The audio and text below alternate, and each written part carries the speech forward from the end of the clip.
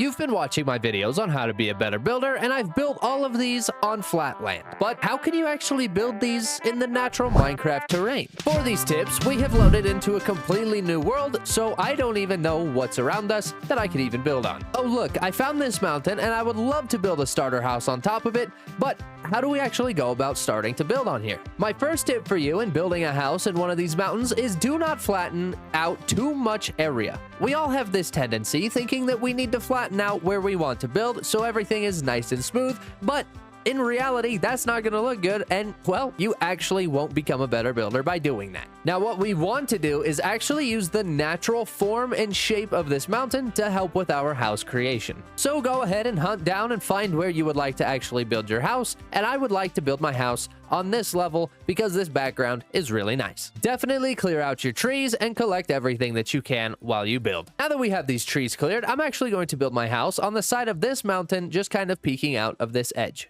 Now, again, we don't want to completely flatten this. What we're going to do is we're going to work with the terrain that is around us. Now, when planning my build, I want to make sure I have some bright, distinctive colors between these two because I'm actually going to build the shape of my home before I actually build my home. And what I actually mean by that is we're going to be placing a bunch of shapes down in order to build our home. So I'm just going to use some orange wool to actually shape my foundation. Now we have the shape of our foundation down, and I would actually really like to build another shape coming off of the side of this, and that's going to be a half circle. Actually, this turned out to be a little bit more of a half circle. Now that that circle is bigger, I'm actually going to extend this wool out a little bit more for a bigger foundation. My second tip for you is to not be afraid of adjusting your shapes. I just, in fact, moved this one out to be a little bit larger because this circle turned out not what I was expecting to, so we made this a little bit bigger. In my mind right here, this shape is going to be a cylinder, and then we're actually going to build something offset right here, because remember, symmetry is our enemy. House is coming together pretty well, and I actually have different color coordination, so I know which part of this build I want to work on. So now that we kind of have these shapes together, my orange is for my foundation, this green is going to replicate a tower, and then this yellow is actually going to replicate our house itself. This is where our crafting table, our bed, our storage, everything that we have is going to be in this box. This can actually look and feel a little bit confusing to new builders, but I promise this is going to come together and I will hold your hand as we put it together. Now, as we plan out the actual shape of this roof, I'm going to teach you how we can start off with a low slope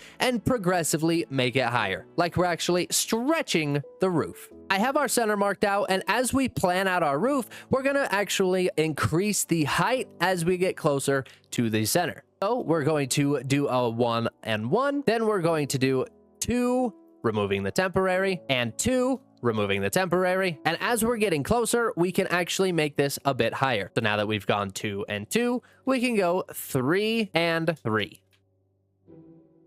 Now we're just going to mimic that on the other side. Just like that, we have our tipped roof. Now, to actually build the wizard tower style roof on a round cylinder shape, what you're going to do is you're going to place blocks in each corner here, and then you're going to raise these just like that. And we're actually going to do that individually as we continue going up. Now we have this area to fill, so go ahead and place your block and lift it, place your block and lift it, place your block and lift it. So now that we filled in this little empty space, we're going to actually replicate this little upside down Tetris piece, and we're going to make it a 2 block tall. So go ahead and extend this out and make it 2 blocks tall, and then we're going to make this 3 blocks tall. So now we have this exact design, except it's now 2 and now 3. We're now just going to replicate that again on each side, making sure we stay uniform. And there we go. Now what we're going to do is we're going to do it with 3 blocks. So 1, 2, 3, 1, 2, 3. Now we just have this single hole to fill, and we're going to fill it and go up a couple of blocks. And just like that, you have now created yourself a wizard tower roof. All right, now we have taken frames of different shapes, and we have actually created a house shape out of this. We've taken a rectangle with a triangle, another triangle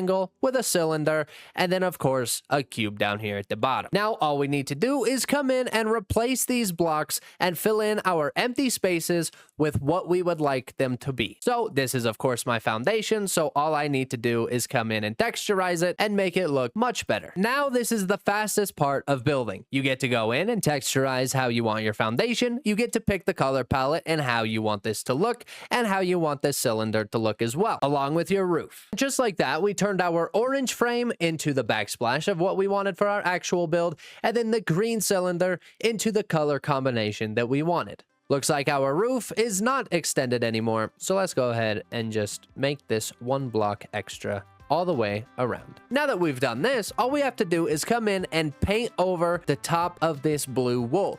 We'll just go ahead and replace each block individually. Now, doing something like that might seem a little counterintuitive, but getting to do something like that, you get to see the actual shape of what you're doing and then go in and paint over it. It's an extra step, but it does help a lot when it comes to planning. We're gonna do the same thing here in framing our roof. And just like that, we have painted the house, and all we need to do is go into the bottoms and fill in just a little bit of this foundation underneath us, and we will be set. And now we can add just a little bit of detail around the house. And since you guys have seen my how to build a house video that's pinned to the top of my page, you would know exactly how to detail this house. And just like that, you have successfully built your starter base within the contour of the natural landscape.